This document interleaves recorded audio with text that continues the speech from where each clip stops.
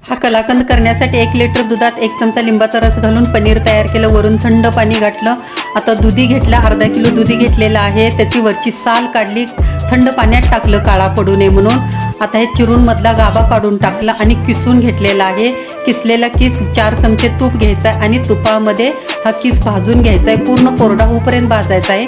खूप छान वास सुटतो किस भाजला की. 8 मिनिटं किस भाजून घेतला, कढईत ठेवली, त्यात कढईत 1 ग्लास दूध घेतलं आणि त्या दुधात 1 वाटी साखर घातलं आणि हे तयार केलेलं पनीर घातलं. पनीर मॅश करून घालायचं जरा हातानं. आता किस पण घातला आणि हे मॅशरनं मॅश करत हलवत राहायचं आहे सतत, खाली लागू द्यायचं नाही. मॅशरनं मॅश करायचं आहे कारण ते बर्फीत विरघळली पाहिजे पूर्ण दुधी त्यामध्ये. आता हा कलर घातला चिमटवर. आता हे सतत मॅश करत हलवायचं आहे, खाली लागू द्यायचं नाही. काजू बदामाची पूड अर्धी वाटी घातली. आता हे मॅश करून गोळा तयार झाला की हे आपण काढून घेऊया तूप लावलेल्या ट्रेमध्ये, असा थापून घेऊया